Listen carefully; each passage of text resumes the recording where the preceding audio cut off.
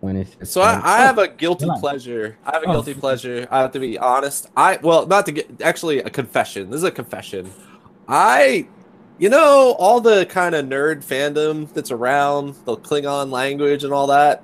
right. Yes. I'm not a What? huge fan. It's a little weird for me. You know what? That's perfect I because might be losing my Star Trek, like, I don't know, whatever, but I'm not really interested. Let's just say I'm not interested in learning Klingon. That's all I'm saying. how can you I not I be? You know what? I don't know why, because you're so into talking, making languages for like all these I other fictional know. races. I hear you. Wait, don't you make games? Anthony, right now, by the way, your video, Anthony, it looks like, on TV when, like, in old TV shows, when somebody's driving in a car and they just have, like, a screen that's, like, going around in the background. Yeah. That's actually what it looks like. It doesn't look like actually driving. No, Anthony's not driving, by the way. Anthony's just in his car, rolling. He's just in his car, and he has his green screen around, and he's just that's exactly what we're looking at. Green screen. I can't let you. By the way, we are exactly live. where I'm at. Would it be? I know we're Would it live. be? I was just starting some No. talk. But would to get us it started. be? Yeah, exactly. I don't want to be Would it thrown. Star Trek fans, don't throw me out because I don't like the Klingon language. Oh no, they're throwing Don't kick you me out. They're throwing you No, out don't throw because me I out. told you. It's perfect though because I totally freaked when I heard this week in Star Trek. Oh, last week, previously on Star Trek in Klingon, I was like freaking out, and I know you didn't. But they did a couple of audio things this episode that I thought were pretty interesting. Very. In terms of certain musical keys and that, like it was pretty cool. It was pretty cool. Yeah, no, this episode was pretty cool. But let's get into it. Let's get into it because no, we're not getting into this week though. We're not getting into this week because we didn't do one last week. So we gotta do a quick recap of last week real fast. Mo's fault. Actually, it's kind of my fault. No. Let me tell you why we didn't do one last week. Anthony, right now we're back on Earth 2. Yes, it's Mo Crosby and Patrick. Welcome to Earth 2 Comic Cast, by the way, where we don't do proper introductions because we get into fights over whether we are Klingon snobs or not. Klingon snobs. I'm pro Klingon. I'm pro Klingon too. I'm pro Klingon. Patrick isn't pro Klingon. Like human. That's all I'm saying. They don't care. I think Patrick is the only one on the show who isn't pro Klingon. But let's talk about something real quick. Yes, welcome to Earth 2's Discovery discussion. We didn't do one last week because so I'm back, Mo Crosby, the captain of the show, with Patrick, my number one, and Anthony, the mutineer. Yeah, so we didn't do one last week. we didn't do one last week because I was dead. Because Anthony poisoned me. I thought I poisoned Anthony. I thought it was going to be my show. Yes, Anthony tried to get rid of both of us because he started mutiny, and so we right now all of last week we're trying to discover we're trying to discover what to do with Anthony. Trying to figure out what to do with Anthony, and because he started the war, but he somehow ended it. We're gonna forgive him and give him his rank back. So Anthony's number 2. Welcome. Oh, Anthony. that's why I'm on the road. I was running from the reprisal.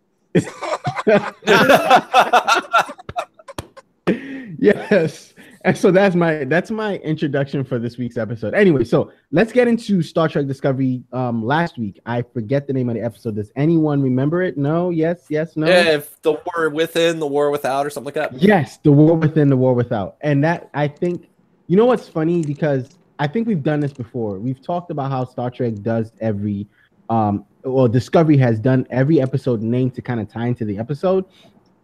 The War Within, the War Without, and this one, Will You Take My Hand, have been very into the episode. They've been very, and I wanted to kind of take a minute to ask you guys what you felt about, in general, what you felt about last week's episode in reference to how the name ties into all of it. I mean, once I saw the name, I knew exactly what the episode was going to be about. I knew it would be about what was the name again? The War Within and the War Without. So I knew the War Within would be Tyler Voke, and I knew the War Without would be the Klingon War. So I mean, the name isn't like exactly poetic or anything. It's pretty on the nose, right? It's like the butcher's knife cares not for the land. That was heavy on the poetry. But this one was pretty, but it did tie into the episode. It described what was going on. I also thought it was about the war within the soul for the Federation and how they deal with because again, it's been a common theme throughout after Roddenberry Star Trek that humans think they're evolved, But if you deprive them of their abundant food and safety, that they will go back on their principles. Well, and a big part of this was not just food and safety, but like death. Like they were going through trauma. Like millions of humans were being wiped out. Right. Which, and they didn't know how to. As far as we know, hasn't happened since the Enterprise days. Yeah, I don't even think Dominion War had that many casualties. And it had a lot of starships that went down, but I don't remember like planets. No. And so with Anthony's point, we can get into the episode. But one part before we get mainly into the episode, I wanted to talk about was the Saru Georgiou introduction when she comes in and he goes, "Hey, Captain," and she goes, "Emperor," and then it's like, on my world, he ate you. I mean, I thought that was a very powerful No. thing. It was even worse than that. She dismissed them. She said, "Yesterday we dined on their entrails, and now you." That's just it. We ate you. So she threw her under the bus because he was like, "Oh, you ate people?" and you lied, and you. Oh, I see how this is going. And even then, he was like, "Politely take her away. Yes, because I think up to the point, maybe to the end of the episode, or to the point of this episode, they still feel like Georgiou is still, Philippa is still like Philippa. That's what they still feel like. They don't really know her the same way Michael knows her, and I think it's explored more in the episode, the finale. But before we get to the finale, I just want to touch on two more things. Tyler Volk, that was a point in this episode also. What did you guys feel about how the way they handled his interaction with? I'm glad that they didn't make up easy, because I mean, like she said, that before she even said it, I was thinking, listen, this guy was strangling you, was like out to kill you. That is not an easy thing for you to get over, no matter what you might know logically. There's an emotional, kind of fear flight component of your brain that is now activated by seeing him, right? Right. Yeah. It's instinctual that you're going to associate the physical pain. It doesn't matter. You could, again, it doesn't matter if you can logically say, all right, this was going on with them, or they were in a drunken rage. All you're going to remember is those flashbacks of you being close to death. Strangulation is a very personal death, a very personal way of killing somebody. Because you're looking in the person's eyes, so it is very personal. She also said, at that moment, I saw Volk's eyes. I didn't see your eyes. And right now, also, I can't see Ash. I see Volk.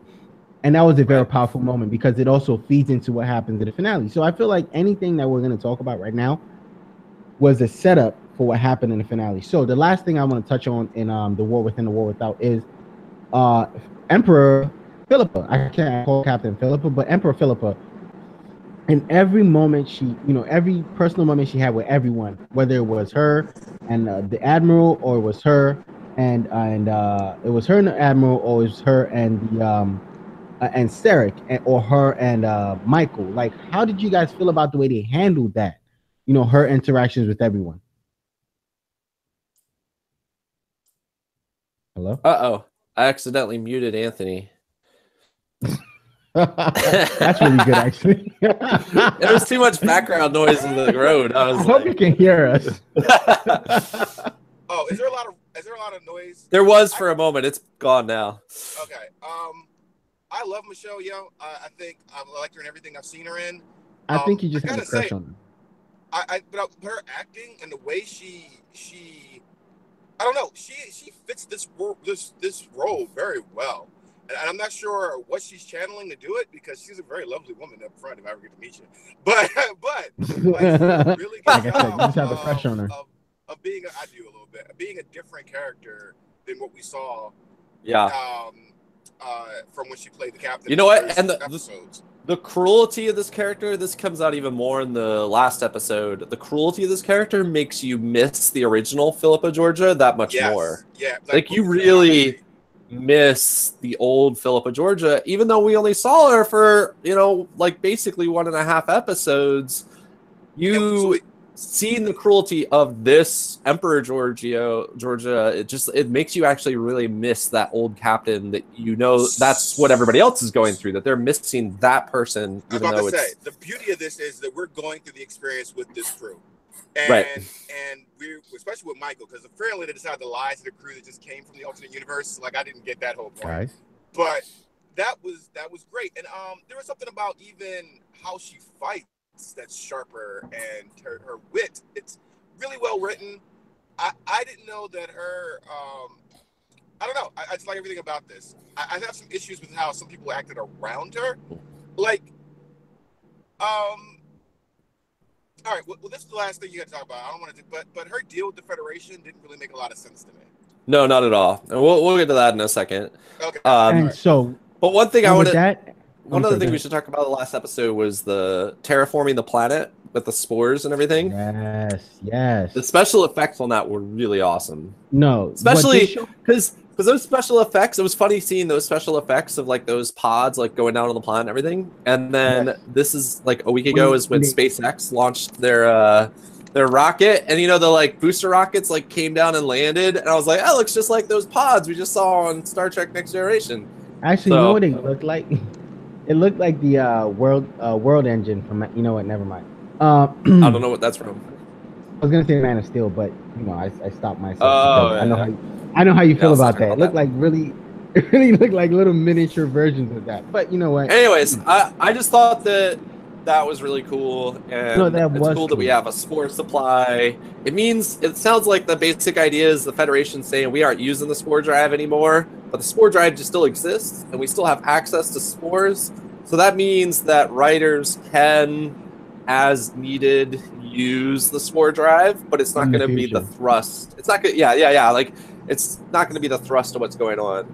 Okay. Anymore. So, that's the episode, The War Within, The War Without. Now we're moving to but what we gotta talk about. So the very end, when we find out that she's captain of the Discovery, that felt highlighted. Oh well, I just thought that felt like so out of character. That didn't make any sense to me. Everything up to that point, everything up to that point made sense. How did you beat the Klingons? And she basically said what she did. And for Starfleet to go to her, that'd have been great. The whole captain thing. Honestly, the whole captain thing was the beginning of the plot that kind of, for me, went off the rails in the last episode. As we go through the last episode, what you're going to find is I'm going to say there's a lot of moments that I loved, but the overall plot I wasn't a huge fan of. And the beginning of that plot going off the rails for me was when they introduced her as the captain. Because that is, like, Terrans are cruel, bad people, and for Federation to be like, we're gonna let you captain this ship, I just didn't understand. There are ways to do that without giving her that kind of power, right? It could have been like she's a support to this mission or whatever, but to give her the ship. They could have named her specialist because because it'd be like us giving somebody that we know is like a terrorist, like far right, or you know, it'd be like giving the presidency to Donald Trump or something. A nuclear sub. It'd be like giving our nuclear sub. It'd be like giving a nuclear sub with nukes. I'm just joking. Don't get mad at me. No, Patrick likes staring the pot a little. For one mission. No. I agree. It just felt a little beyond Star Trek. The next question is, especially for an episode. It only lasted an episode. Yes, but how much does Admiral Cornwell know? How much does Sarek know about how cool she is? Mind you, they don't know. It just felt off to me. That's all. They don't. We can move on. I'm just saying it felt off. They know enough to lock her up. I'm not gonna. It didn't feel any more off than there are many plots in like Deep Space Nine and Next Generation that kind of do stuff like this for plot points, right? Like they do stuff like this in Star Trek. But Discovery has done a very good job often of having kind of a natural feel. Like the fact that Bunrham wasn't like, like lit off a mutiny by the end of like episode 3. That's been a good thing for the show, not a bad thing for the show. And this particular thing, just giving the entire ship, now giving her freedom and all that, totally believe that. Yes. But like giving her command of like one of their last ships in the entire fleet, that just seemed crazy. That seemed crazy to me. Arguably their most powerful ship. Exactly. Again, it's like giving a nuclear sub to somebody like her. Like we wouldn't feel comfortable with that. Like no one would sign off on this. Yeah. And it doesn't even make sense as a demand. Like, why would she even demand? I don't know. I think I needed, and we'll get to this as we now enter into the next episode. A lot of points that were like pivot points of the entire plot of this last episode were not well enough explained or not developed well enough for me to understand what was going on or believe in what was going on. Yeah, the deal didn't make any sense. Yep. So let's walk through. Time to summarize. I think that the last episode, starting with your Klingons. That's your job, Mo. Oh, okay. Although Anthony did a good job like 3 weeks ago or whatever. I know, but I didn't. So no. So you know what? Before we go into my job, really, I need. Did he leave? I think he just locked up. You know why? Because your opinion, the internet has spoken. The internet said, "Do your job." On the screen, he's like actually frozen. He's like, doesn't matter what you got. Well, I think I'm back. Am I back now? Am I back now? Mo. You're back. Okay, now, so Mo. what I was saying is, what I want to say is, before we get into the finale, there's one thing I want to talk about from the past prologue. I get you guys trying to get the name of the director. His name is Olatunde Osusami, so that's his name. All right, so I'll just do that to correct you guys, and then we can get into the episode. From? He's Nigerian. He's the episode that me and you reviewed without Mo. Yeah, Mo was upset that we didn't talk about him. Yeah, you didn't talk about him. Your culture. Is he Nigerian? Is he Nigerian? Is that why? I mean, for those of you guys who don't know, Earth 2, Mo is originally from Nigeria, so he has obviously a place in his heart for Nigerian performers. Don't say your people, Mo, because like 2/3 of our Nigerian audience might disappear. I don't know how it works there anymore. He froze again. He's got a big old smile on his face. The freeze frames from the best. The Igbos be like, he looked like he looked like a Yoruba. The Yoruba's like he looked like an Igbo. So this episode, I guess, so they did the summary in Klingon. I didn't even notice that, but you guys apparently noticed it. And then we moved in. This episode opens with Georgiou, or the Emperor, as the captain, ordering everybody around, and it's kind of fun watching the rest of the crew react to the way the Emperor is like treating everything. Did a good job though when she first came in. When they introduced her again last episode, the rest of the crew felt relieved. Like, oh yeah, and I like how she inspires that. And then even going, and then how they like the background crew, the extras that are constant. Yeah, they do a good job of reacting to stuff. That's their job. They're definitely growing on me. They're growing on me. I'm glad that they're starting to like. Whoa, Mo is on here twice now. I'm glad they're starting to be developed. And now that we're at the end of the first season, I feel like we have a lot of potential to grow them further. Like, one of the things that I see the most feedback about for Discovery is lack of ensemble cast. And now they have 2 years to build the next season or whatever. They'll hear those cries, and I think we'll get more ensemble. And I hear you now, Mo. You're back. I agree. What I miss? I started summarizing the new episode by talking about the very opening where Georgiou is like giving orders on the bridge and everybody's freaking out.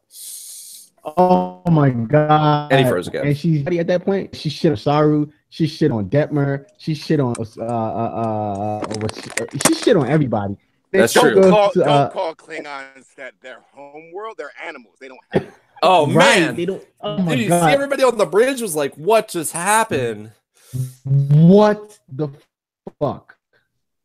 Literally, everyone. Fuck.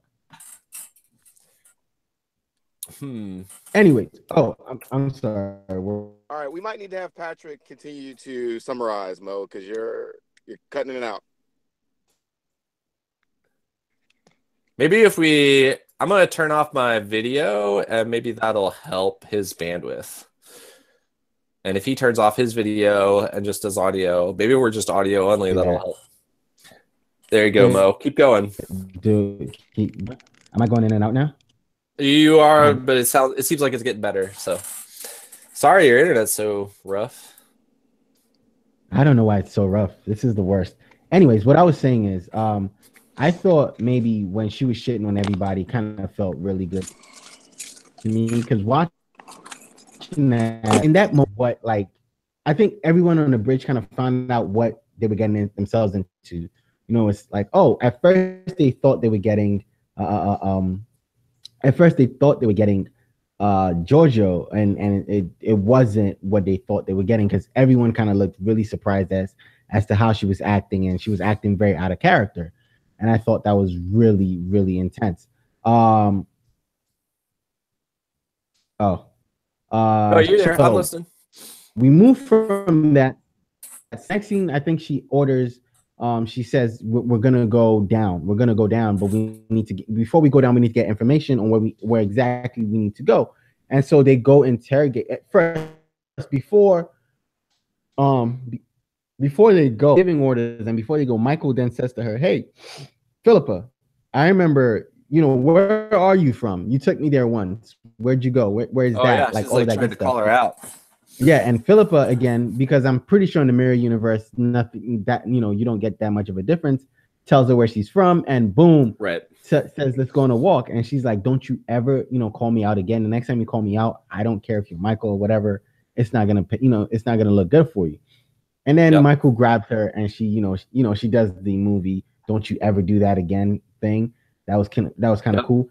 And so they went to interrogate Laurel and asked Laurel. This is something that I had a problem with because you had Ash, right? I'll get into why I had a problem with it. It was a little weird. Yes, because interrogate Laurel, and Laurel isn't going to give it to you. I think they just wanted Philippa to beat up somebody because they were trying to show the cruelty. Yes, I think that's what they're trying to do. But it didn't make sense to that's a general problem I have with this episode. Is a lot of this episode, it feels like things happen to service the plot, but not because they naturally make sense. Which one of the things that we have been saying very positively for a long time about Discovery is that wasn't happening. The things that were happening not only to service the plot, but because they actually just naturally made sense. And so these last two episodes, to be honest, the last two episodes were the worst episodes of the show, in my opinion. I don't know about worst. So this is worse than the time loop episode because we know you don't like time. Well, that's not true. I do like time loops. I didn't like that episode as much as I wanted to like it, but I think as a standalone episode, I liked it more, I guess you could say. These two episodes, in some ways, these two episodes suffer from the same problems I had with that episode, though. So, Anthony's back. Oh, hey, what's up? You got your fancy thing back now? Multiple moments, and this is the first one when she's beating up Laurel, just didn't feel as natural. And you're right. We know, for one thing, Michael just stands there and watches, knowing that we have Tyler Voke as an option. Exactly. And then it allows Laurel to get beat up. Yes. And then just allows her to get beat up and then goes, enough. There's another way. And I think this was, whatever you say, maybe it was done so because, you needed to extend the episode. You needed to make, things get a little longer because you have that moment with Ash. And I think Philippa noticed Ash and Michael's, she noticed. She had to have noticed, right? Yeah. Am I wrong? Okay, so she noticed that Ash and Michael had a thing. Oh, yeah, I think she noticed once she... Yeah, she knows. She knows. Oh, man, that mic is so much better. Oh, gosh. I love that mic. Sorry, go on. You look like Clint Howard just now. That's what you sounded like. But you turn off your video, not for you, but for Mo, trying to keep his bandwidth as thin as possible. I got to deny the people? All right. They already saw you driving. It's okay. It's okay. Anyway, so they have that moment where they get Ash to tell them where to land and how where exactly they're gonna land, and he tells them about what he did in that moment again to me was a lot of fan service to a lot of people who studied, who know about the Klingons. Not Patrick, because Patrick doesn't care about Klingons. Anyways, what he did in that moment, what he did in that moment was a lot of Klingon fan service, and I thought that was pretty cool. And so, we move from there, and she says, "Oh, I have one more person. We need to gather for our landing party." And she goes, "Ensign, is it Ensign Tilly? Yes, Ensign. It's Ensign Killy. That's what she wanted. The good times they had together."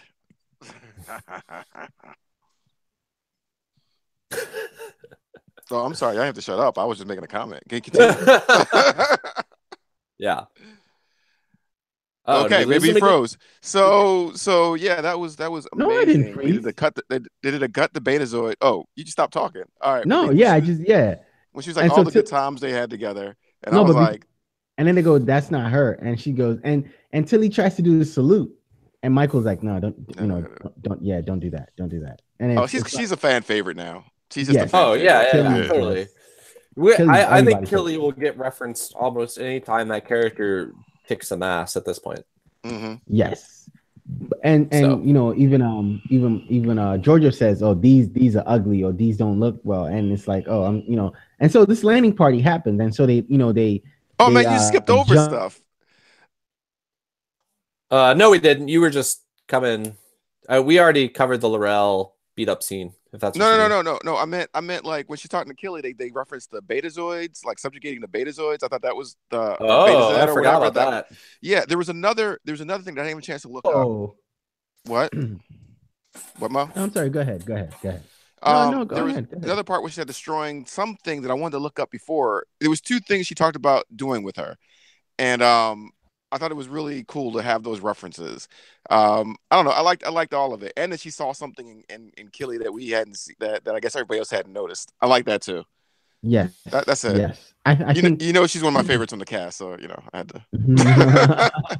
We know why. Yes. Dead air. I don't know. He might be locking up. Okay, so they have their away team, which is the Emperor Captain, Ensign Killy, and Michael, and the puppet that the Emperor like broke down with words. She was fierce with him. Oh, he's useless to everybody. Like that was cruel. Yeah. So they go down. And we get a very interesting look at an Orion Syndicate colony, which we don't have a lot of experience with. Like the most we've had is Enterprise, and then we just hear about them a lot in other series. Right. So we know what they are, but like we don't get to see them a lot until Enterprise. Anthony, you said the most we had is what? Enterprise. Orions? Yeah, the most we've had is what? The Enterprise. The Orion race, right? Are you talking about Star Trek Enterprise? Is that what you're talking about right now? Yeah. Is that what brought you back? Is that what fixed your internet when I mentioned Enterprise? Star Trek Enterprise. That's always your will. The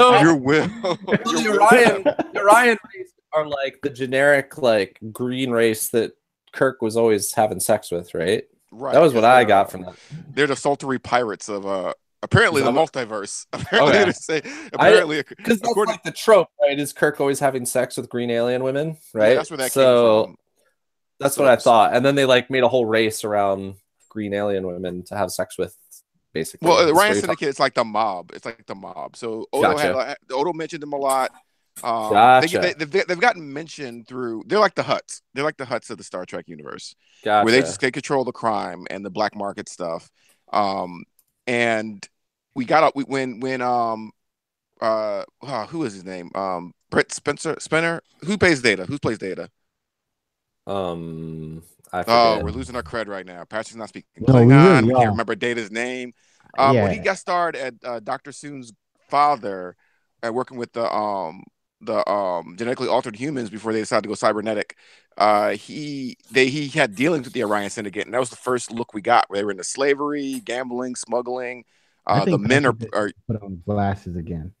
The men are we're up until what we saw today, or this episode. We thought they were all huge, like all the Orion men were huge. But did anybody notice? Well, so there was two things that I in that scene. We got to see that settlement, which was really, really done well. Like you really felt like that was a debauchery kind of settlement, and why the Klingons would like to be there. We also saw Klingons pissing with two streams. That was kind of disturbing to me because again, I don't get that. That means that essentially means that Worf was double penetrating half the cast of these Star Trek Hey. episodes. Hey. Oh God. That's all I could think about was that. So Worf just been DPing Deanna Troy, Dax, other Dax, like he just been getting it in, huh, Worf? No wonder you're so appealing. But did anybody get the deep cut of one of the original OGs of the Star Trek universe where it's in the show? Yes. A round of applause. Oh, you talk about the actor. What's his name? Yes. A round of applause. Apparently, he's like in a ton of Star Trek episodes, right? Well, Howard. What's his name? Well, it's Clint Howard. It's Ron Howard's brother. He was actually in the first. He was in the original series as like a little kid. God. He did that weird laugh, like yeah. So he's been in Star Trek forever. And he's a great character actor. Everything he shows up in, he pretty much adds to it. But he's been a character actor for like all of our lives. But I love that scene where. I'm sorry, Mo, I've taken over your job. Go ahead. Oh no. Okay, so I'll just jump in from where you left off. So they're down there now, and it's like there's all this debauchery and everything. And I think one thing is when they are all together at one point, and Georgiou says, "No, we need to split up so we can get information faster. We need to find out where the exact shrine is. So that's technically the middle of the center of the planet. We'll drop this in a live. And we also saw how Killy was a badass. Killy got badass for like a second. Yes, did you see that? She was badass for a quick second, and I was like, okay, Killy, that was pretty good. So I think in that moment, even Philippa was like, whoa, okay, this is Killy. This is who I know. So I think she's like, I got this meat in my hand. I got this gun in my hand. So I'm about to go down. She got this.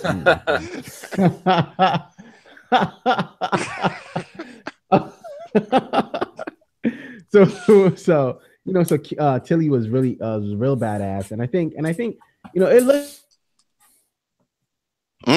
Yeah, that's a great picture right there. Who put that up? So she was a badass, and I'm gonna go to my bunk. I'll be back. What? Why is everybody leaving? No, go ahead. What kind of podcast are we doing right now? I don't know. You keep cutting out, so we have no reins. It's the Terrans to take it over.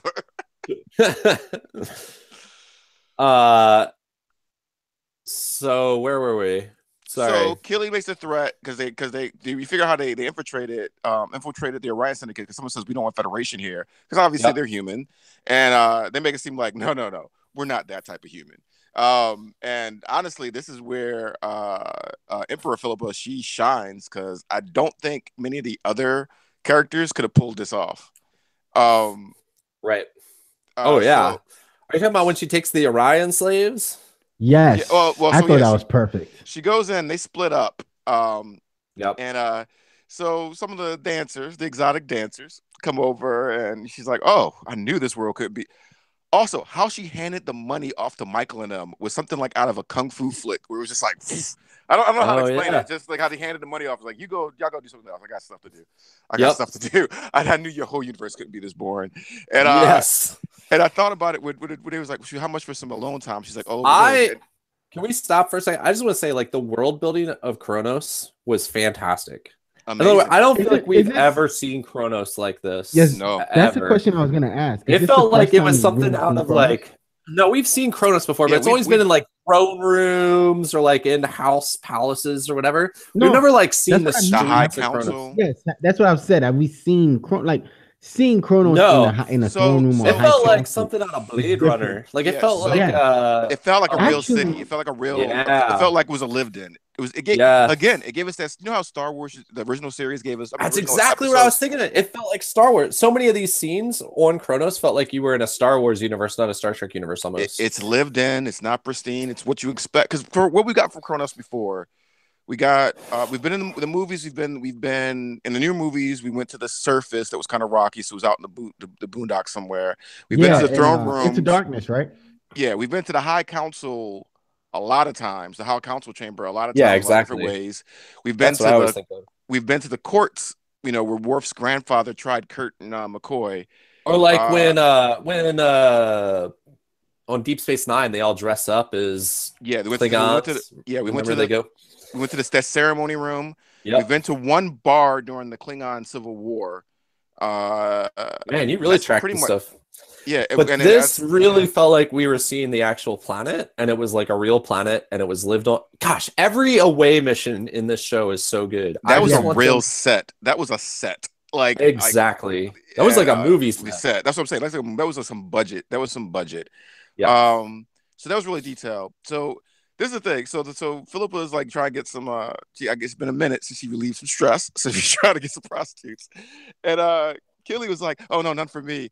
But it was, and she was like, no, they're for me. You go do something else. Here, hold this. And I felt like that kind of salty where you're like, oh, they're gonna try to talk to me. Like, I'm not real interested, but if they got some game, they might be able to come closer. And then you realize they weren't talking to you at all. They were talking to somebody behind you. That was because if she said, "Come with me," Killy would have been like, all right, but she was like, oh yeah, I'll just watch this thing. That gave us that. That led us to a great Tilly moment where she's with she meets Clint Howard, and I thought Clint that was really, really good. Yo, he's like, smoke this. Oh, we have a problem. Okay, so that was a really cool moment. But what did you guys think about the Ash and Ash Voke Tyler? No, was it Tyler Voke or Ash Voke? Ooh. Okay, Tyler Voke, Ash Voke, the gambling den. Yes, the gambling den was again great, and it was again to see how. I don't know if you remember. There was an episode of Next Generation where Wesley Crusher was going for an exam, and he bumped into somebody in the hallway, and the more he apologized, the more they got upset. And then he started yelling back and pushed the much bigger guy, and he was like, "I like you, friend," and walked off. And he's like, "What did you do?" And he's like, "Oh, I noticed his webbed hands, his culture. They take politeness as rudeness, as not realness." Or something like that, and so I adjusted how I treated him, and he was like, "Good job, that was a test." And then I felt the same way with this, even though Starfleet, a regular Starfleet officer, would not have been prepared to go in there and not be awkward as hell. You know what I mean? They would not be able to join into that party because he didn't back down. He pushed the Klingon. I'd be afraid to push a Klingon. But Tyler is not a regular Starfleet officer, though. Well, that's what I'm saying. Like, so. If it was a regular, I think what you're saying is if it was a regular Starfleet officer, we'd get an awkward moment, right? It wouldn't have worked. I didn't see it working. Okay. Like that was some stuff where, like, you had to know the culture because he goes in and he's like, he's like one of the boys. Like barring Worf, out of all the Star Trek series we've seen, probably Dax, Sisko. That's exactly what. The key to me, so the bridge to me of like what was going on in this episode is actually Deep Space Nine. If Deep Space Nine didn't exist, I would have struggled with the world that was being portrayed. I guarantee if Deep Space Nine did not exist, people would be complaining that this didn't feel like canon. Because Deep Space Nine is what established that what the rest of the universe looks like is not Federation. And the way the rest of the universe acts is not Federation, especially not human Federation. And so I felt like this episode really it felt like a Deep Space Nine episode. It felt like it showed us that side of the universe. And it was really even little touches like tattoos that you can touch that spread. It was cool little touches that they could have easily glossed over, that we wouldn't even notice anything about the scene, have been perfectly serviceable. But they gave us so much culture in this little world, like that. It was on point, and it's the visuals alone, and seeing them laugh. Also, we got to see Klingons chilling, which we don't get to see a lot. You know what I mean? We don't get to see Klingons just. It's either fighting or they're Starfleet officers. There's no in between. And we finally got it in this one. Right. It reminded me of something where Guinan was talking about how when Worf was like, Klingons do not laugh. And she was like, no. I've seen Klingons laugh that would curl your nose hairs. Like you don't laugh. You don't laugh, Worf. Right. Klingons enjoy life. There's something also like, I think Dax talked about it once about how she fell in love with Klingon culture because they embrace life so much. And so to see them embracing life, to see them, drinking and gambling and pushing and being aggressive, but it's not not every push is like let's have a blood duel. You know what I mean? Right. So exactly that was really cool. The way this triggered Michael though was that's my next thing I was gonna say. The trigger though was amazing. I thought that was amazing because it gave us a moment between Michael and it gave us one of the better moments between Michael and Ash in this episode where they're together and it's like, hey, so this is I don't know how I really feel about this or feel about you in this because it's like, they killed my parents, when my parents, she gave the whole backstory about her parents again. Okay. No, but it was different this time. No, I got the visual. There was a movie about Jonah Ark. No, this description of her parents, like I felt it. There was a movie in the 90s that was about Jonah Ark, and it showed I think the English came in and like raped her mom and her sister after they stabbed her in the belly, and it was all this other. It was really harsh imagery. That's what I kept picturing through this whole thing because we kind of thought. Oh yeah, we're used to Star Trek death. We're used to Star television Trek. Is when you just gloss over something, you don't really feel it, right? The only way to really feel it is to usually show it. But they did an amazing job of her telling what happened and for us to feel it and to make that real to us now about the trauma that she has gone through. And we kind of like when she's triggered earlier, I mean, you kind of think she's just being triggered because of Vogue and her boyfriend, all that kind of stuff. But no, what's actually going on is like it has to do with that childhood. And we've only really thought about Michael post being a Vulcan, like being son of or a daughter of Sarek. But this like reminds us that she was old enough when all this stuff happened to like see and experience and be traumatized by the stuff that happened to her parents. And it's not just that. So usually in Star Trek, Klingons kill my parents, which could have been they vaporized them from space, they shot them with a disruptor, they stabbed them once. Right. No, they killed her dad after her dad struggled to keep them, like the desperate situation of trying to bar warriors with disintegrating weapons in a kitchen. And then we know Klingons from what we know of previous shows like to get up and personal and stab, dismember you kind of thing. They took their time with then we got a rape. Then we got a rape reference, which we really haven't gotten that I know of since Tasha Yar. So, and the rape gangs of her homeworld, and they alluded to the fact that at one point she did not get away from the rape gangs. She learned to avoid the rape gangs, and they showed one flashback in her memory during one episode where she tried to save a cat. But even that wasn't as, even showing it wasn't as dark as Michael described it, and having to hide while you could hear them laughing. Can't understand what they're saying, but they're laughing and eating your dinner while your parents' warm bodies, lie on the floor. Like it was real. Great imagery. It was real. And that's what I mean. This episode has so many. Like, if you look at this moment, you look at the moment with Tyler going back into Valk mode. You look at Georgiou. You look at Tilly. The moments of this episode are amazing. They're really strong. You're right. Really, this episode has a lot of strong moments. And then they balanced it perfectly by going back to I'm calling her Ensign Killy right now because she was hardcore in that scene. And she waking up from her drunk thing, like, whoa, what happened to her? And he's cutting smack. And he's cutting the cuffs off. But she's like, hey, what are you doing? And he's like, what? You're asleep and I'm Orion. And I was like, yo, like that was funny. He said it like I'm a Ferengi. Like, what do you mean I stole your water? You left your wall out on the counter and I'm Ferengi. Like, what did you like? I mean, exactly. You fell asleep. It was such a good balance of a comedic moment and a good use of Clint Howard. I thought was amazing. Yeah, it was. But really also what was also great about that is because right after Ash and what's her name? Ash and Michael, we get Philippa, in the moment of after her her Podrick Payne moment. Payne moment.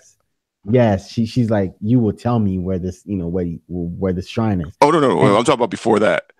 They're post coitus for our more sensitive viewers. And then she's like, and they're like, wow, you taught us so much. We should even charge you. And the woman's like, well, we gotta, because you're sex slaves. And remind me of the Podrick Payne moment in Game of Thrones. But and she's like, yeah, we can make sure you betray. And she gets back. You see how ruthless she is? Yes. Ruthless. It was sexy. We have a villain. Star Trek Discovery has a villain. Yeah, this is This is like the creation of Vader here. Right. To me, the best Star Trek villain ever is probably Dukat, right? Because he has the most depth and the most time we get to see him on screen. Totally agree. Philippa, we have to make it somebody that could be a contender. Like, I mean, like already she's past Khan to me. So, and we didn't need the brutality in the cell scene. This would have been perfect. Just how great she is. In the cell scene was we already spoke about that, but that was a waste because they had Ash in they had a fucking asset. It made no sense. Anyway, so because it was sloppy, it wasn't efficient, and we get that she doesn't seem like she would waste the energy to beat up somebody that wasn't useful. You know what I mean? Like, it doesn't seem like she just needed to beat somebody up, which is what that scene boiled down to. Instead of being efficient, like, she had a need, they satisfy her need, and then her next need was to find out more information. So that's how she works, and I like that she's so precise. But sorry, go ahead, Ma. Anyway, so now she he's like, whatever. No, I know. No, that's exactly right. That's Patrick, not me. Anyway, so she comes out as Tilly's calling Michael, saying, "Look, what we thought was a drone is a bomb." So she comes out, she punches, lights out Tilly, she grabs the bomb, and she goes in and she does what she's doing. And then this is the moment where I thought again was a stupid moment because Michael calls Discovery, and Discovery calls the Admiral, and it's at this point, as it's like, no, this is not who we are. I respect that speech, but then it's like they all stand up, and I'm like, stand up, like, yeah, it was kind of like a Dead Poet Society moment there. I was like, what I didn't get is that Kronos doesn't have technology to see signals coming in and out of their territory from.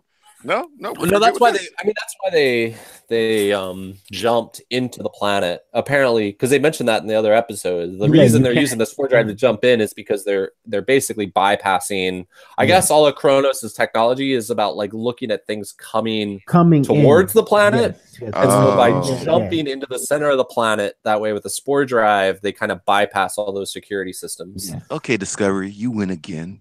and they have all your security on your windows and doors and stuff, but if you can teleport inside of the security system, into the building, it's a wrap. It's a wrap. Sorry. Then moving on. So they have this moment. The whole crew has this moment of togetherness where they all come together, and it's like, come together, and they stand up, and we get even the ancillary characters on the deck standing up and looking important in this one scene. People who don't. I understand what the scene was supposed to do. I understand where they were going. I understand. I think I'm going to disagree. I think I'm going to disagree with you on this. But I understand how it links back to Battle of Binary Stars. I understand how it's like this positive mutiny instead of this not positive mutiny, but the whole thing is not earned by what has come before. That's my issue with it. It's just, it didn't feel like, I don't know, man. I want to hear what Anthony has to say because he's going to disagree. So I want to hear what he has to say. But for me, the scene didn't have the same emotional resonance to say when Food gave his speech right before they blew up the star. Yes. You know what I mean? This, I think, because this scene was supposed to be this, everyone coming together as a crew.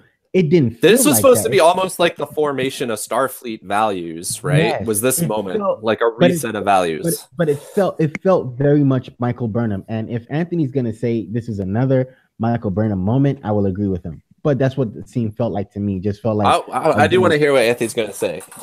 Wow, I think we actually switched sides on this one. I think that if we say that this is the story of Michael Burnham's journey, right? There we go. This is her hero's journey, which especially this first season, right? Right. It's her hero's journey. So at some point you have to have a change. So there's an issue with them, they have to change with them, and they have to grow at the end. I think that there's an argument to be made that everything that's happened from the beginning of the season to the end of the season justifies Michael's change perspective of the ends justify the means approach that we argued with was not Starfleet morals, to her going, no, this is Starfleet morals. And actually that was the speech, that scene where she was like, it doesn't matter if we win, it's how we win type of stuff. I agree with that. Was what brought me back to be like, you know what? I questioned y'all, like, because my issue with the show. was shown in that first episode. I don't know if y'all remember, but I was like, wait, what? Yes. Like, I remember. And my projection, and I was thinking about this all the time. I was like, I projected my fear for society and how they view their heroes in the last decade or so, and especially in America post 9/11, how we viewed our heroes, where we have Optimus Prime shooting a surrendering foe in the back of the head with a shotgun, or we have Superman snapping necks, and people were like, yeah, some people got to die, like Batman slaughtering people.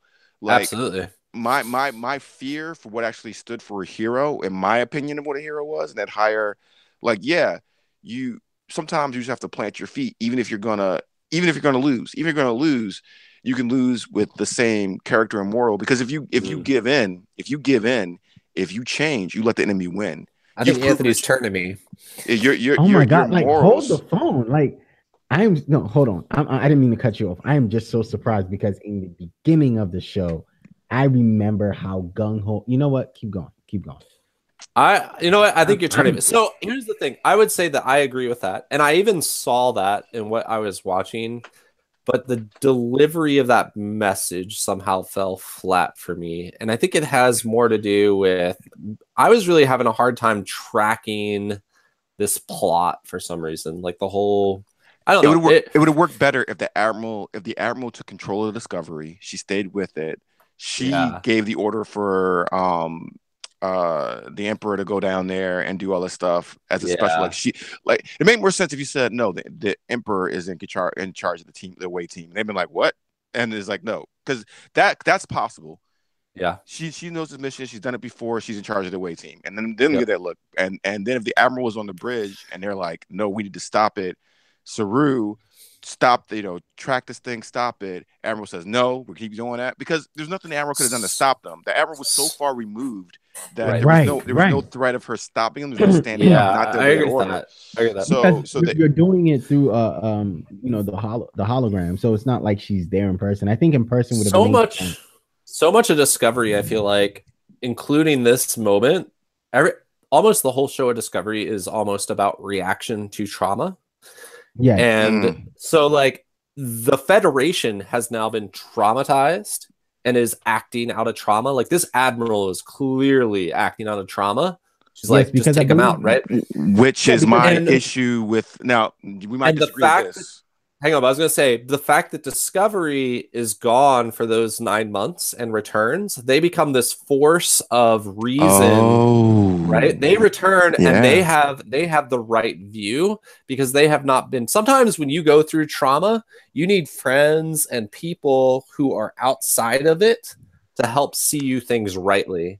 And so Discovery jumping over to the mirror universe and dealing with their own stuff and coming back, they're able to be this voice of reason for the Federation that right now is just like reacting to everything that's going on.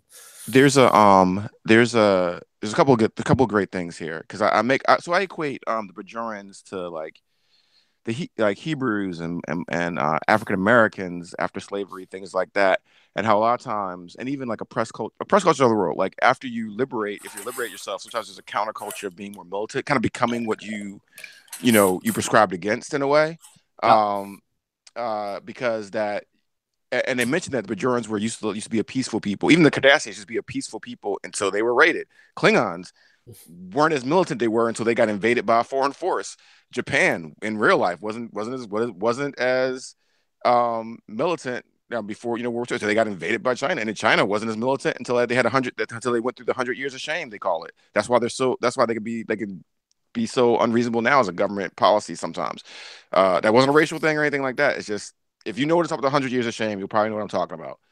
Look it up. It's very interesting how an event can happen in a culture's past to have cultural trauma to them decades or centuries later, and just change. We were traumatized by 9/11, and it's and Pearl Harbor. So, and I say that to say is that, and I know I'm skipping over a little bit, but that might be my only issue with Discovery is I didn't see what Patrick was saying before, but like, that makes sense. You took somebody pre-trauma, where we're fighting, we got our ideas, we have the luxury of our ideas, and then they're coming like, no, this is not the place I left. this is not the place I left, and this isn't I don't recognize this culture. Right. But I don't understand where that trauma goes in a less than a decade. I don't understand where that goes from that one. But go ahead. Sorry. That was off. Well, I think the argument Discovery is making is they now had the Federation now had a moment to act on that trauma. They basically had their chance to I don't know, invade Iraq in a way, right? Like that's our reaction to the trauma of 9/11 in a lot of ways, even though Iraq well, you know what? I'll talk about it after we're done a recap because it'll make more sense. Yeah, but they had their option, right? They had their moment, and they chose not to take it. They chose, well, because of the Discovery mutinies, basically, they choose not to destroy Kronos. Yeah, to commit genocide. Again, I love the Emperor's thing. Like, what? No, all the Klingons didn't die in my world, and they have an added advantage. Your ships aren't surrounding the home world, destroying escape pods. She is so ruthless. She is so ruthless. She didn't just blow up their planet. She surrounded it to make sure anybody putting like little Superman on his little escape pod. Ain't no Superman getting off this Krypton. Nobody's getting. And she said it. And she said it. She was so cold about it when she said it. She's like, yeah, at least this time they'll have a chance to escape. It's not like they're gonna be surrounded by Terran ships. I was scared. I was checking in that moment. I was shook. When Michael confronts her because the bomb's already away, and she's like, give me the detonator. And she's like, it's key to my thing. And she's like, I like you and all, but no, I am not your Philippa. You are not my Michael. I like you. Come join me. And you know what? Philippa taking the option she took makes sense to me because of the efficiency aspect you were talking about. She doesn't want the Federation chasing after her. Like, that doesn't work to her plan. It makes sense to me that she'd be like, I have two options here. One, I blow up Kronos, which doesn't really help my cause, right? Right. And the Federation is going to hunt me down. Or I just do what she says, and I have my freedom, and the Federation hunting me down. Because you also have what's left of the Klingons hunting you down, too. So you have... I have all that stuff, and she was like, and if the Federation is no longer on board with this, this doesn't really serve any of my ends. Like, this is like, I can see her going back to the Orion syndicate and being a big boss there, but like that serves this. And I even but I was still nervous for Michael, and I like that Michael was nervous. She's like, you just have to watch me die again. And did I mention that you'd be she put that gun. That moment didn't work for me. I like that she added the other part on as I thought she was going to shoot her. I mean, I thought Philippa would have shot her. That's what like a flesh wound? No, I think she just would have killed her. I think that Michael wasn't sure, but she added on the thing you just talked about, the efficiency. Like, you'd have to watch me die again, which means something you really don't want to do. Like, you'll do it, but you don't like thinking about how you killed the other Michael. That's fair. That's fair. And if that's not enough, and you're annoyed that the Federation, because I know you don't care. I know you don't fear the Federation, but you don't want the annoyance of the Federation tracking you down. That's so right. That's so right. So I think she worked it in her head like you did. Because that's why it wasn't a cop out for me. Like, I think any other character would have been kind of a cop out. For her, it was like, there's no gain in this for me except that the real cop out is coming. The real cop out is coming, and this is where it comes. They get Laurel. She goes. They get Laurel. And they key the bomb to Laurel. I don't even understand this. So can you guys literally explain the plot at this moment? So they key it to Laurel so that Laurel can blow up the planet. Or become, or unite the planet. Klingons respect power, apparently. So if you're trying to blow up the whole planet, then they'll follow you, even though you don't have any kind of claim or anything like that. And then technically anybody could throw a bomb down one of these shafts. So Laurel, I guess, wants to rule over Klingon society. But Laurel never wanted to rule. Oh, well, but I mean, why doesn't she just disarm the thing and then still blow up Earth? I don't think you can disarm it the way it's, I don't know, because why not just blow it up and still blow up Earth? Yeah. There was nothing to guarantee, like, oh, thanks for this thing. You humans are weak. This plan doesn't make any sense to me. It's like it's not like, all right, it'd be different. And this is what I feel like. If we saw more development of Laurel and we saw Laurel kind of come around to humans and be like, okay, she never did. I have some respect for humans, but she never does. And she doesn't even really know what's going on with this whole Terran Emperor thing who just beat the crap out of her. No. Right. So she really don't like humans. She really doesn't like humans. They just tried to the one she respected. Whole... Right. Yeah. The one human she respected just tried to like the Admiral. Yeah. Tried to commit genocide. There was nothing about this plan that makes sense. It would have made more sense for them to broadcast it and say, look, we can blow up your planet. And then that's what I thought maybe they would do. Yeah. I thought there'd be like a broadcast and be like, okay, we can blow up your planet, but we're not going to turn around. Right. Yeah. Yeah. And that would have made more sense than, because we notice Klingons don't work like that. What if three houses just said, no, screw this. I don't care. Yeah. My house was no Klingons anywhere. Like, you won't do it. We know Klingons love to call bluffs. Like, you got that disruptor. You got this disruptor in my head, but you won't do it because you're a coward. Oh, you pulled the trigger. None of it made it was, and also, I hate being this person, and I'm gonna say it like, but you are. I love strong female characters, guys. I love it. I love it. Here we go. Why? He wants so Philippa's boot on his neck. I do. I'd be all right with that. But it seemed like they were trying to. So now the head of the Federation that we know is a female character. The head of the Klingon Empire, for some reason, it was forced. Wasn't there a thing in Deep Space Nine where a female character becomes head of a house and it's actually like a big deal? It's a big thing because that's what she married Quark. That's what I thought. And it was a big thing. The Dora sisters had to have the son of Doros there as a puppet figure. On one of the earlier episodes, I think the one where Cornwall was captured, wasn't one of the house leaders a female character? Maybe, I don't know. I just thought I vaguely remembered on Deep Space Nine there being a female character who takes over a house and it being a big deal. I definitely will go back and look at it right now, but I know for a fact on one of the house leaders was a female character, was a female Klingon, and this was when remember when Cornwall got captured, it was 2 Klingon houses that wanted to talk to her to broker peace, right? You guys yeah. I thought this was one of those Klingons. I thought she was one of those Klingons, and her house was a spy house. No. And remember, it was right after when they killed the elders of the planet. She's the only female Klingon I remember seeing in this series. No, go back and look at it. Look through it again. No, you go back. You got to prove me wrong. Anyway, so when I do on the next podcast that we do, you have to apologize. Apologize for what? I don't say I don't remember, but I only remember one. No. You literally said no. You have to apologize. Okay, those are the terms. Those are my terms. Okay, I'm sorry I've offended your memory. Anyway, so I can't wait till that poison to finish you off. Anyway, dude, it almost took me out.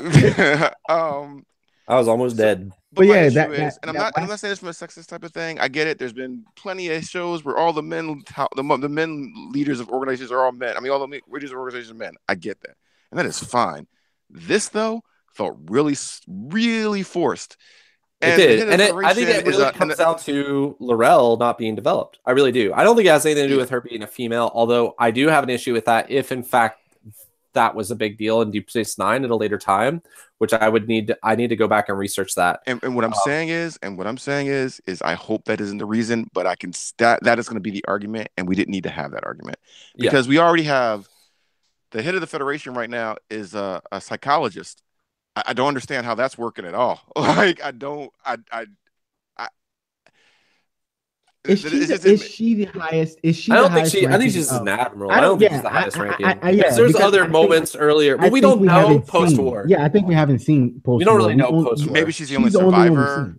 It just seemed like a really weird ending. I think she was actually. What I think she was is she. Remember how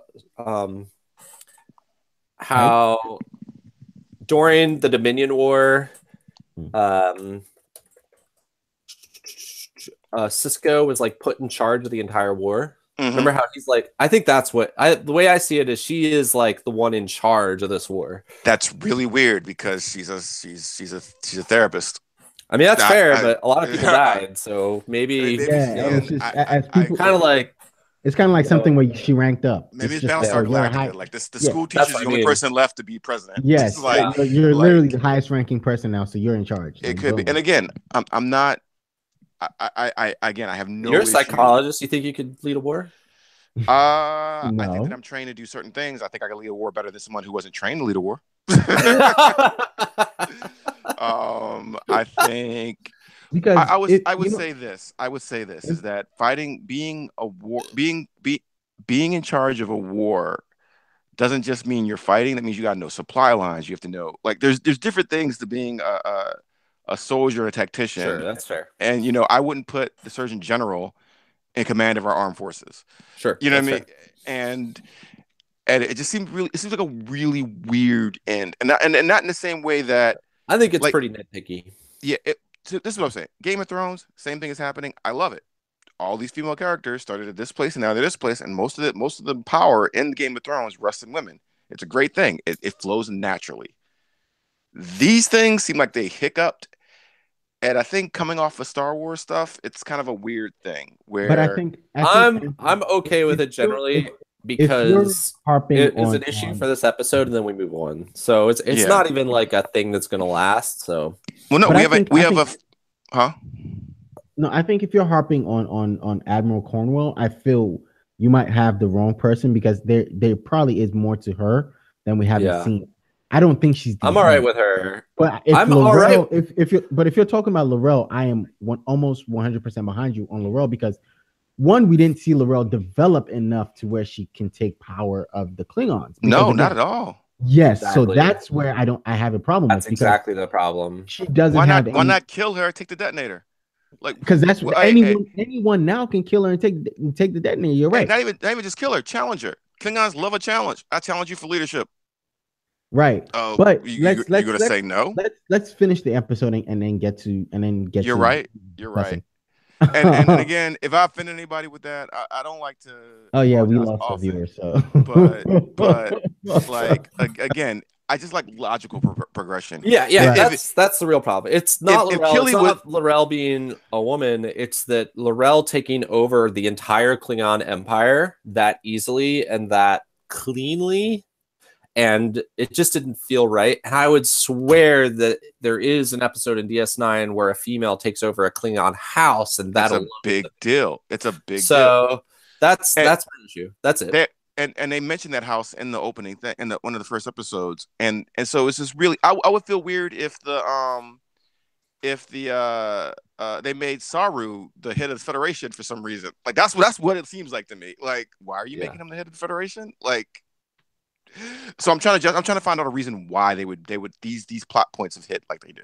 That's all. Sure. Continue. Anyway, so that ends. Wow, that was a very long breakdown of the one scene. Anyway, that ends, and we get the very, very touching moment with Michael and Ash again. This is, I think, where they're gonna say their goodbyes, but this actually feels more. This feels very, very real and very like, oh, you saved my life, Michael. I don't know how it would have been if I never met you. No, Ash, I owe you this. And, they say their goodbyes in the most touching moment. And I feel like that for them, honestly, for me, what has been, what I like, what I've really loved in this episode or in these shows, or in this show in particular, is the development of Michael and Ash's Michael, who says she's never really been in love or never really felt love that way. In that sense, development of that relationship, because it wasn't just, hey, new guy, boom, we get into it. It's like there was a development to it, when they had that away mission and on this away mission. So it's like almost every away mission, the first away mission where they kind of start their thing, and then the last away mission where they kind of end it. It's kind of cool. But so they have that moment, and Ash they kind of break up officially, and he goes, yeah, I'm gonna go with her. And so he goes with Laurel, and Laurel has a moment with the Klingons, and then they go back on Starfleet on the ship on Discovery. And they get out of there and they get back to Earth, and they have. That was interesting that the Starfleet ceremony. Now, this isn't. And the Emperor went off to do her adventures or whatever, right? Oh yeah, the Emperor goes off to do her adventures. But one interesting thing is that Starfleet here is somewhat centered, or at least it has a major office in Paris. When we know Starfleet is centered in San Francisco. So that's kind of interesting. I don't know if they were trying to intend that this is just like the European offices of Starfleet, and there's also in San Francisco. I just thought it was interesting they chose Paris over San Francisco, because San Francisco, like the Golden Gate Bridge, has almost become like the symbol of Starfleet's center.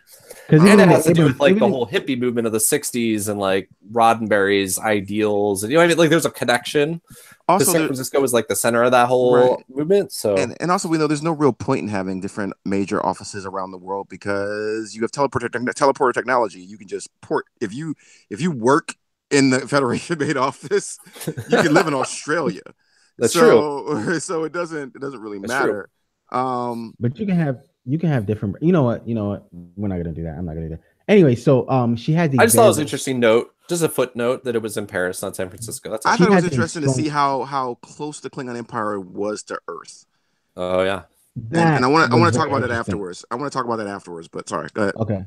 Okay, that was very interesting. But she has a very strong moment with Sarek's wife or her surrogate mother or her adopted mother, and I thought that was a very powerful moment, and it felt very real. Again, there are very, very good character moments in this episode, and I thought that was one of them.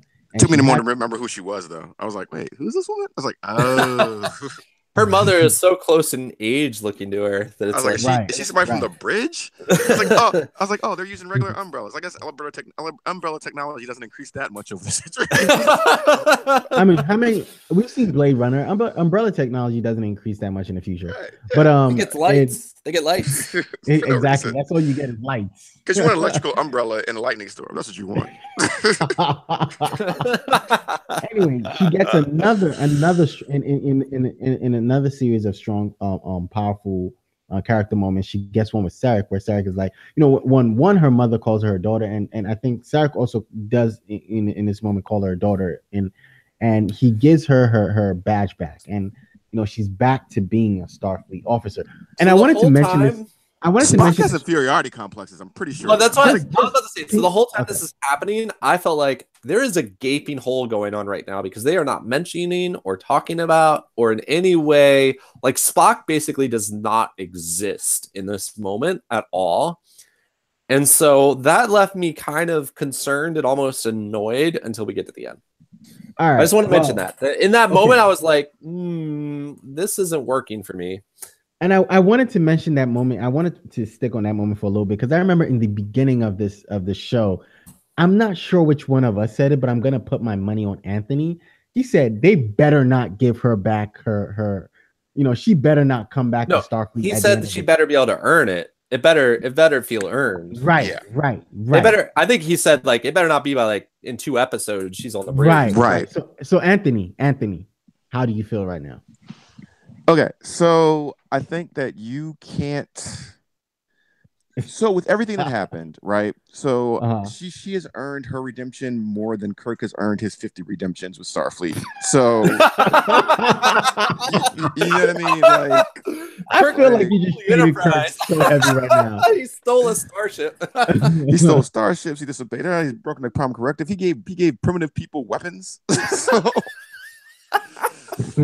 Kirk has started a couple wars, I'm sure. Killed God at one point. You know what? Michael's just warming Starfleet up for Kirk. Right. Pre-Kirk. Right. I think that are you Are you okay with her getting her did you just want her to just be recognized as a Starfleet officer, or do you like it when they give her back her rank? She really just I am okay with her coming back as a commander, as a number one. I would not have been okay with them giving her a ship. Yeah, if they had given her this discovery as a captain, I'd have called BS, right? But okay. So coming back as number one, you're okay with? I'm okay with it because look, we didn't realize, but Starfleet fell so hard. Like, how could Starfleet court-martial her? Like, Starfleet fell really hard. Yeah. Like you can't. They might not have enough people to be commanders now. They need like every trained person they got. And you realize you lost the moral high ground. If what admiral is going to judge her when they just these evolved humans just they have to genocide. Rebuild themselves, not just societally but like morally. They're also, like rebuilding themselves morally. Also, this fits with Spock's mention in the original series how there's never been a court-martial in or mutiny in or whatever thing. So again, the way they fix that is it's erased, like it never happened. It's expunged. So it fixes it. I didn't have an issue with it. Plus, when you save the whole look.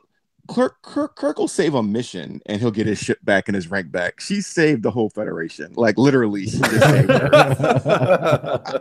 I'd have to call BS if you give this man back his job every single time, but I got to keep this woman out of it. I'd call BS on that. So all in all, you're okay with her getting her number one back? I think it was perfect. I think she'd be number 3. I don't think she'd be second in command. I don't want to take Soru's plot, whoever. She probably is, but I don't think she's doing that. I am totally okay with this because it ends the season. It happened at the right moment, in my opinion. And they kind of fixed that too because Soru was still acting captain. So I didn't like if she had, you know what I mean? Like, yeah, she still needs to. I get it. They didn't offer an admiralship. They didn't offer a ship of her own. They were like, all right, we're gonna screw this other thing up because we were just really pissed at you. You made us in the war, but I mean, all right, you kind of made up for it. So, but then we get to, and she did a speech about Earth and people getting medals, and that was cool. Yeah, Kolba got a medal. Kolba got a medal of honor or something. You know, somebody didn't get a. There was somebody there who I was like should have gotten a medal and didn't. I can't remember who, but I was like, how come they didn't get a medal? I don't remember who. Tilly's officially, you know, a Starfleet officer now. Yeah, she's in training. Command. Is it commander training or just? I think she's a non-com before, so now she's actually getting the officer. Yeah, they said commander training. Commander training. So Tilly's in commander training. Saru got a recommendation. Stamets got a recommendation, and so everybody's kind of cool now. And this is so we're getting to the end where we're walking on the ship and so here's what I want to say about this moment right before we get to this next thing is that I hated it. No, but before we get to that, because we're about to go into basically season 2, is that this show and when they did this part of the show, they did not know whether this show was going to be successful or not. And they needed to be able to end the show in such a way that if this is literally the last episode of Star Trek Discovery ever, it still felt complete. And I feel like they pulled that off. All right. That's what I'm saying. Well, if this was anthology, this would have been a great way just to be like, oh, cool. Yep. Because they did not. I mean, they were betting a lot on this all access and all that. They had no idea if this show was going to be a total flop. And I loved because I was worried about how the Enterprise was going to look. I was worried about how the Constitution class. Oh, let's get to that now. Tell them before we get into it, right? So anyway, first, we're getting a new captain. So what's funny is I thought they did a good job of this because the whole cliffhanger ending. I'm like, okay, the way this cliffhanger ending is going is we're gonna not see the new captain, or they're gonna mention a captain's name or something like that. And we're gonna be like, oh, right. And then the distress call comes. But then they say they were going to Vulcan, or they were going to they're going to Vulcan, but we don't know who the captain's going to be. Oh, so you start thinking about what Vulcan captain could be out there, or what? Right. Yeah. Well, how does a lot of people? Who's the Vulcan on? T'Pol. Yeah, a lot of people are thinking is it T'Pol? I actually like that. Oh, I like T'Pol. I mean, I just like her, but whatever. So they're going to go pick the new captain up, and a distress call comes in. Of course, this is the most Star Trek thing happens. It's peaceful now, we're quiet, but distress call. And so the distress call comes in, and why don't you like that? Because that is like Star Trek. Hold on. And then we get the. All right, sorry, go on. And then we get the call sign comes in, or who what ship is called. Oh man, they did that perfect. NC-17, but they don't even show you the rest of it. You're like, tell me. Show it to me. Just like you sounded just now. At that moment, I was like, you better show me this ship, or I'm going to be throwing things. That's how I felt. Because that's how you felt. I'm watching it like, don't end. And guess what it does? You get the Enterprise rolling in, and it's show over. And I'm like, oh my God, really? But that's what I want. You really want to end this? I love spaceships. Why? I just wanted to see that ship. Why? Exactly. All you wanted to do was see the ship. Now it leaves you thinking, what is going to happen next season? Yeah, that's what it sort of so excited.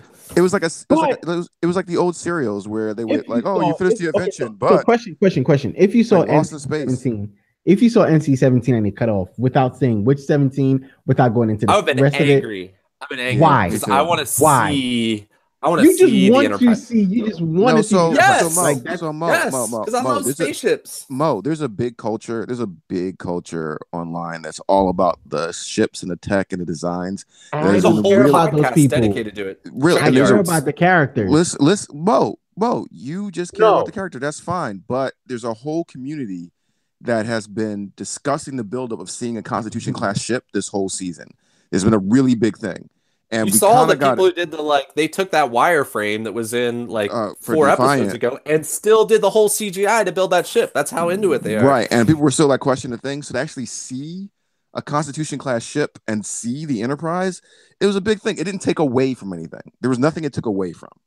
Absolutely not. I mean? And they did just enough because they don't have to cast Pike, they don't have to cast Spock or anything right away. Like they basically showed enough to make the fans happy without having to like put themselves in a box for what was next. And also, still, if the show ended here, right? We never get another episode of Discovery.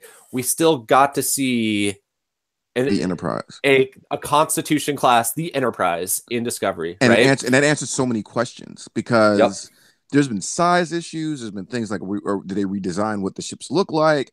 The space thing, like it was a lot going on here. It didn't take anything away, and there was a portion of fans that, me being one of them, was very satisfied to see that because that was a question. That was a question. Like, but what did it take away from you? Like, what did it take away? I just was like, whatever, because because again, for me, it's one thing where, okay, when we get, I felt like it was fan service. It was just heavy-handed fan service. But fan service isn't always bad. Heavy-handed fan service feels inserted and unnatural. That really, to me personally, it was like, oh, by the way, we, this is how we're gonna get you guys to come back and sign up for CBS next year. No, but what's wrong with that? What's wrong with that? Like, yeah. No, so I'm saying it didn't feel natural. It felt like, oh, by the way, if you guys come back next year, you see this. No, here's what it did. And if you read that interview with the producers, they're like, we realize that this show is taking place in a timeline where the Enterprise is going to exist. And we had two choices. We could either avoid that or we could deal with it.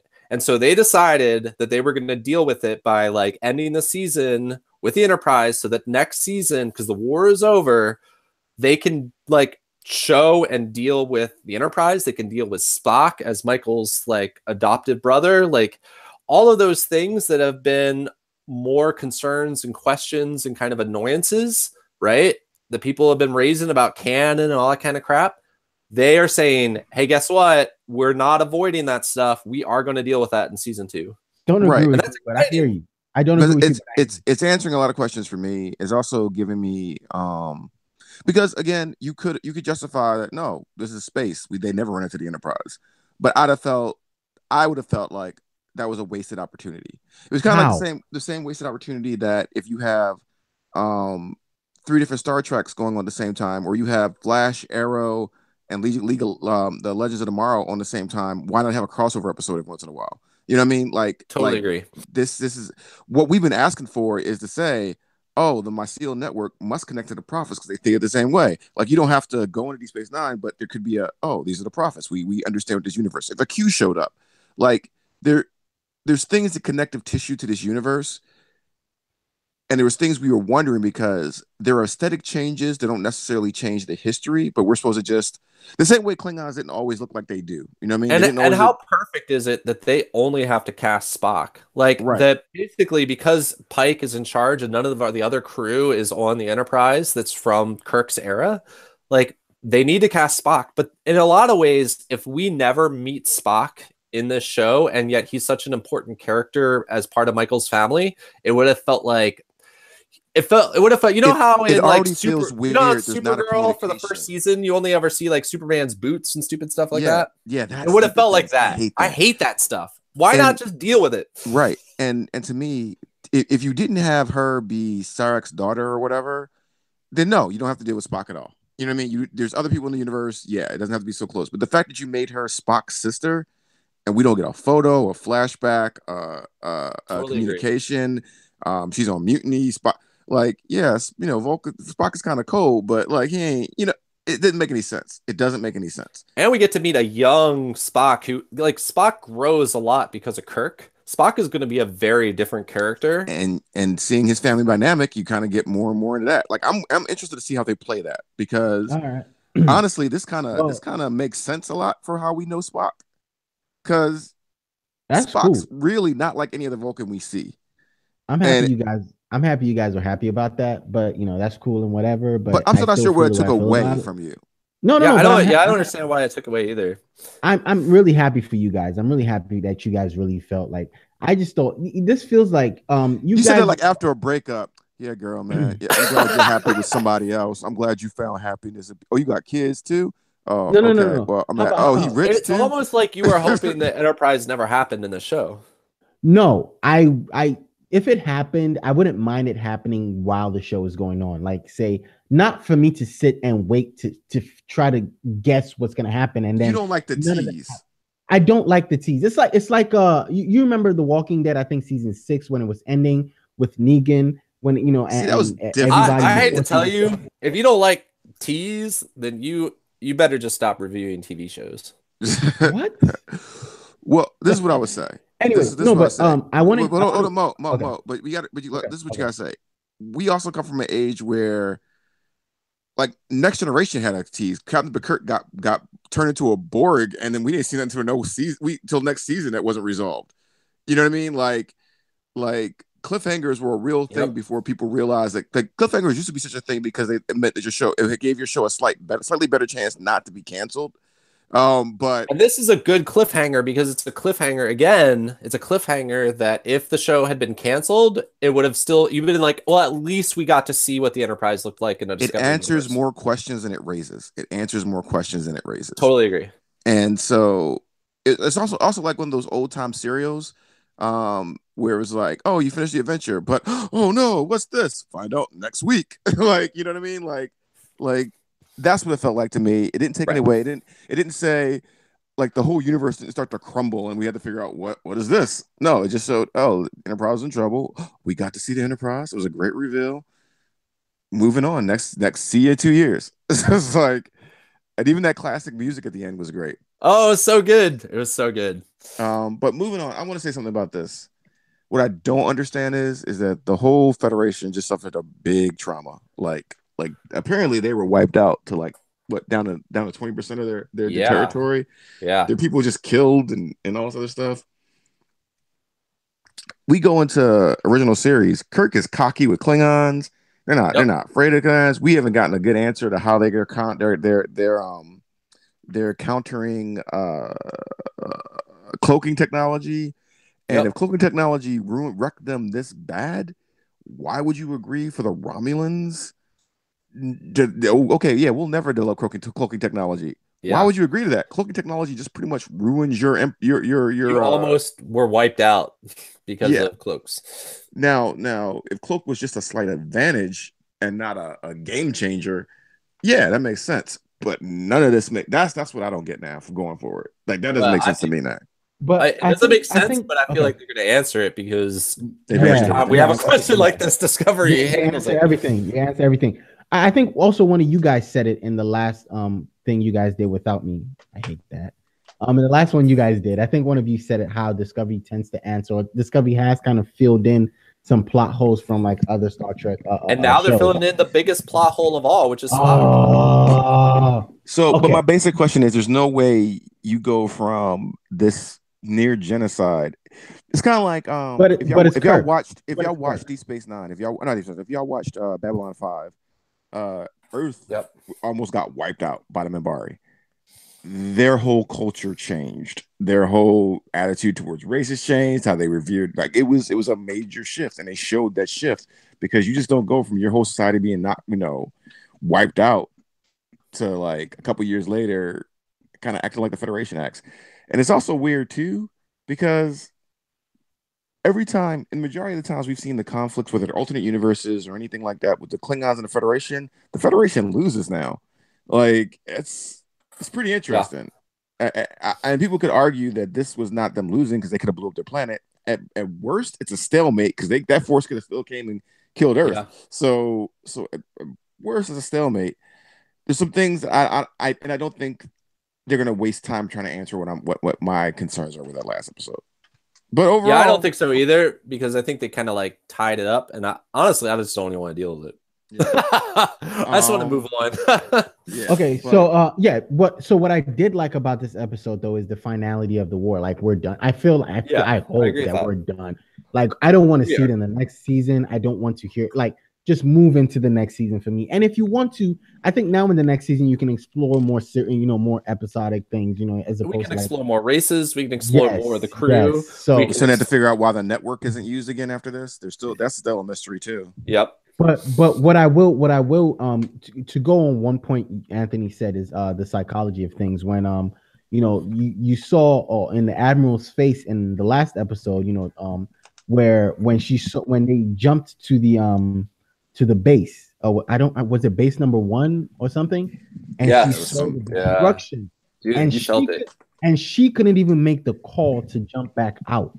She was like stuck. That was good. When you saw that, and then you see now, so with that, you can see her reaction and why she chose to go with why she may have been able to convince the rest of them to go with I have no problems with that. I do have a problem with Philippa being put in charge. So, I don't following Philippa's plan. They didn't tell us what was said in the room. It's just you're in charge now. It just didn't make sense that she was the captain. That's all. This is also my issue. After the Dominion War, we saw a big change in the Federation. After the Borg, we saw a big change in the Federation. Discovery makes the Federation really dumb. It makes it a failed experiment. It makes it a failed social experiment in a lot of different ways, and I don't necessarily like that. Discovery why do you say that? I feel like I totally disagree with that. I feel like Discovery shows why they start to choose the direction that becomes the Star Trek we know by like Roddenberry era. But I think in this season, Discovery they are like realizing Discovery and the crew of the Discovery is realizing that like the way to win is to be the light to the universe, not to be the Empire policing the universe. But we don't see that in the Star Trek going forward. We do see it in the original series for sure. In the original series, again, in Next Generation. In the original series, again, we might disagree. In the original series, they are a lot more militant and military based in Next Generation, right? So Starfleet is, which makes more sense because you're just coming off of a war with Klingons that almost wiped out the Federation. You would be more military and more, than exploration science based. The Next Generation, they're completely science based, even though we know they just came off of a war with the Cardassians. So even their ship designs aren't built for war. Their war is like battle is almost all Federation ships are their secondary functions, if that. Even the Galaxy classes. After the Dominion, after the Borg, we see a shift again to more military ships. That's why the Enterprise E is a military ship. It's not an exploration ship. It's a military ship. The shift now doesn't make sense to me because you buckled under your ideals. Your whole populace was traumatized. You got pushed back to one planet apparently. There's a disconnect to me. There's a disconnect to me at how they act towards. So you think they would military up? Yes, because so I would say they would have militaried up. See, this is where we disagree. I think they would have militaried up if they had blown up Kronos. If they had blown up Kronos, that would have begun their descent and their path towards basically becoming a force of military strength and becoming like Terrans. They basically would have descended into becoming Terrans. So we're the Admiral Board. We really just lost, except for a Hail Mary. We brought an interdimensional being in who kind of saved us. That was the only thing that saved us. Interdimensional being. No, you're talking about Philippa, or you're talking about Philippa. But she didn't save them. That's the point. She didn't save them. She didn't save them. No, I totally disagree. I disagree. Michael saved them. Michael showed them what they were and what. We're splitting hairs because Michael saved the soul, but the reason why the body was still maintained was because of the plan the Emperor came apart. But they had a different plan with the drone and all that kind of stuff, which also wouldn't have existed without Philippa. They didn't have that plan. I understand that, but they were using in that plan. They were just using Philippa for information about the planet, which is very different than going forward with her military plan actually blowing up the planet. Taking out the military bases would not have stopped the different housing fleets. I strongly disagree with you here. I think that moment is when they decide not to become a Terran empire. Like that is. So we're talking about two different things. We're talking about two different things. Hey guys, we've been going since like 8:15. Yeah, I know. We gotta close up. Yeah. But this is why I said, hold on, Anthony. I don't mean to cut you off. So hold that thought real quick. this is why I said this might end up being like a two-parter because there's no way we can finish this in one session. What we should do is do like a season review at some point. What we're gonna do is do makes sense, and then talk about the whole season as a whole, and then come back to your point of who saved who. Because I think by the time we get to this point, we'll have a clearer picture of who saved who. Is that fine? All right, Pastor. About to get that Rocky Apollo Creed going. Ding ding. That's fine. Ding, ding. That's fine. You can have a long opinion. You guys, I had to jump in there. You guys look like it was about to go down. But anyways, I want to thank you guys for everyone that has supported Earth 2's Discovery discussion. I want to thank you guys since episode 1. Even you guys, during the break, you guys were awesome because you guys were going back and watching the older episodes. I mean, it was flames. But yeah, I want to thank you guys for everything you've done and all the support we've gotten. This is one of our highest rated shows. Thank you, Patrick. Thank you, Anthony. Oh, thank you, Patrick. Thank you, Anthony, for agreeing to to do this weekly with me because it would have been boring by myself because I would have sang nothing but Michael's praises the whole season 2. And Anthony would have been watching like, no, that's not how it's supposed to be. Look at his face. And Discovery did y'all had me defending Michael by the end of the season. Y'all had me defending Michael. It's Ahsoka all over again. Right. Michael is Ahsoka all over again. But no, I want to thank you guys for doing this with me and doing this for Earth 2. Again, you can catch every Earth 2 podcast that we do is on the podcast on the website earth2cc.com. You can also catch us. You should have said that after we signed out, just so we could go, and that'd be the last thing you say. Podbean, Pocket Cast, iTunes, Google Play Music, Stitcher, TuneIn, Audio Mac. And make sure also, Mo, you've been doing an amazing job on these interviews for Black History Month. Earth 2 Comic Cast has been interviewing a bunch of Black comic book creators, artists, and that kind of stuff. And those interviews have been amazing. The interview of Robert Roach, like anybody who is in any kind of creative field, in my opinion, should listen to that cast. Thank you. And through these interviews, we've gotten to meet, to connect with other people. So it won't end here with these interviews because there's more people hitting me up saying, "Hey, I would love to, jump on the podcast with you." So I want to thank because this all started with Patrick introducing me to Brianna and Brianna going to meeting some of these people. And Brianna's from our what's that? The Brianna's married, man. She's married. Oh, okay. Okay. I'll scratch it off the list. No. Sorry. Joking. Wow. Yeah. So I think at this point we got to go.